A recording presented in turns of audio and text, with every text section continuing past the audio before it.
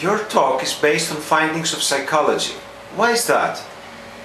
Well, I believe that our field is too insular, okay, and we're at serious risk of stagnating. I believe if we are to revitalize the ELT world, we need to draw on insights from other disciplines. You see, the problem is that at present, we get most of our input from linguistics. Why is this a problem? Well, it's not exactly a problem, but there is life beyond ELT, you know. Let me give you an example, you know.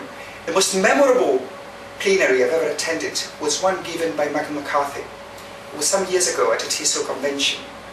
Okay, and he talked to us about the grammar of the spoken language. And I remember I was stunned when he was talking to us about left-hand dislocation and right-hand dislocation.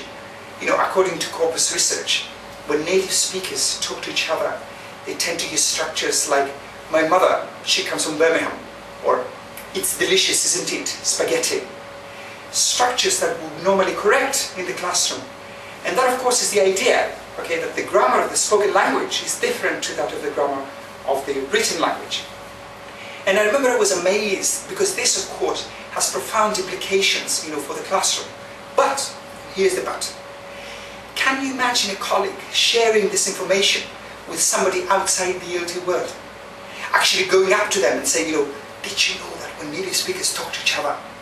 You see what I mean? So, in what way is psychology different? Well now, some of the research done in psychology is both relevant to the classroom and interesting in its own right. Let me give you an example. In one study, subjects were asked to hold the subjects in icy cold water for 60 seconds. Okay? First, one hand was held there for 60 seconds, and the other hand was held in water of the same temperature for another 60 seconds, plus an additional 30 seconds. Now, during this latter period, the last 30 seconds, the temperature of the water rose, okay, from extremely cold to just damn cold. And then the subjects were asked which of these two experiences they would like to repeat, you know, for a third session. So, what would they go for?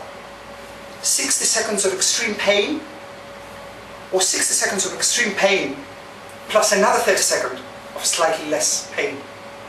Amazingly, they went for the latter. Now the implications of this are profound, okay? Endings matter, endings are important. The way an experience ends colors our perception of the entire experience. So how does this help me in the classroom? Well now, how do most of us finish our lessons? I'll tell you, we assign homework, don't we? But this is disastrous, because this is what the students will remember. Instead, in the light of this finding, what we should be doing is we should be trying to end our lessons with a bang. You know, tell the students a joke, or perhaps get them to listen to a song, get them to play a game. You see? But the beauty of this study is that it doesn't just have to do with the classroom. Okay? It has to do with real life as well. I can imagine colleagues going up to their friends, okay, and telling them, listen to this. And not just friends from the ELT world either. How does this help me in real life? Well now, say you're a man, and you are not much of a lover. It doesn't really matter, provided you cuddle your partner afterwards. Do you see? What's your workshop going to be like?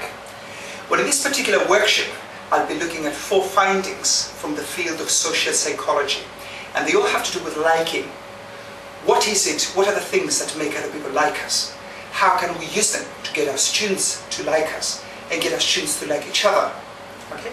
Then we're going to look at the practical implications, you know, of these findings for classroom work, and I will be demonstrating some activities as well. Okay, here's a harder question. Why should a busy teacher attend your talk? Well now, first of all, they're likely to hear some things that they would not have heard before, at least not in ELT events. Then, as I said, you know, the talk is very practical. We look at the practical implications, you know, of these principles. Plus, the teachers are going to get some activities and handouts that they can use with the students the very next day. But that's not all. Remember how we said earlier, okay, that we need to look beyond the classroom. Well now, at the end of the talk, I have included some tips about how you can get off with your sexy next door neighbor. Now, what more could you ask from a 50-minute presentation? Okay?